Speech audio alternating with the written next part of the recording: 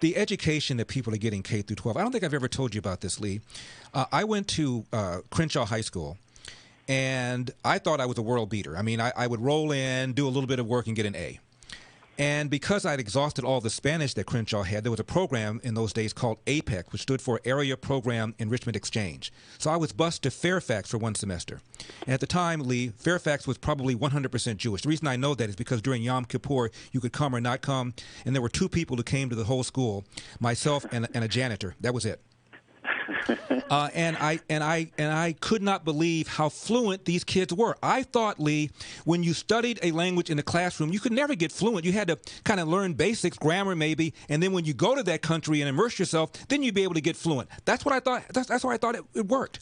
These kids were fluent, every single one of them. And the teacher never used English. She made you speak in Spanish. It was night and day. And I went from being a world beater to the lowest one in class. By the time the semester ended, I can't say I had caught up, but I had substantially improved.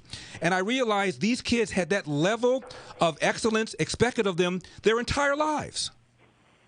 No, exactly. I mean, people are capable of so much more than our society today really recognizes. And there's so much concern about, I hate to use the word coddling, but I think that's the right word. And people need to be pushed. And when people are pushed, they can achieve great things. But if people aren't pushed, if people don't have high expectations for themselves, they're never going to achieve what they're capable of achieving. I studied political science, Lee, at Brown. And there was a professor named Beiser, Edward Beiser. He was feared. You saw Paper Chase, Professor Kingsfield. He was like that, but even more assertive. And if you didn't know your stuff, he would rip you up.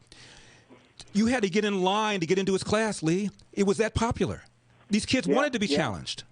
No, absolutely. Larry, when I was in high school, I was taking calculus. Our calculus teacher was a retired general from the Army, and he treated us like we were enlisted privates. And he would throw chalk at people. He would make sure he didn't hit anybody, but he would throw chalk and he would throw erasers if you got the wrong answer. I'm not saying that's the right approach.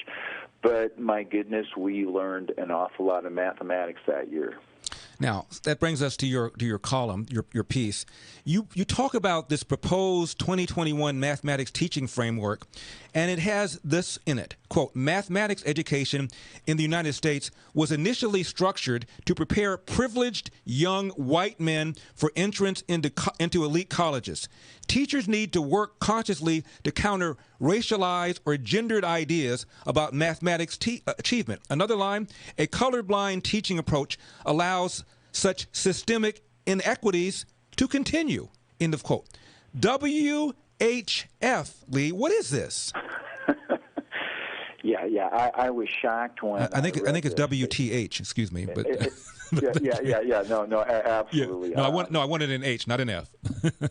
No, all good. All good. Thank you. California Department of Education has come up with a new proposal to change mathematics education in K through 12, which involves 6+ million children every year. And the theme of this is that racism and sexism is the primary obstacle to California kids achieving grade level success in math. And Larry, it gets even worse.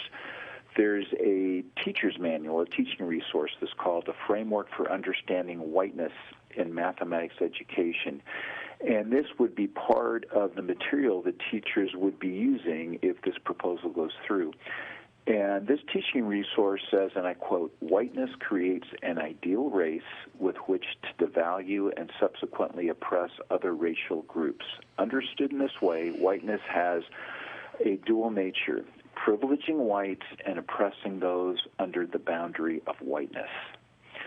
And you read this, and you just have to pause and think. Really, two thoughts came to my head. One is that I just really feel for the poor kids who are struggling now and who will continue to struggle with mathematics. And the second is, who in their right mind could believe that our challenges in teaching math have to do with white privilege. I mean, it just is completely bonkers. It makes no sense whatsoever. And I'm working as hard as I can to try to move the needle on this.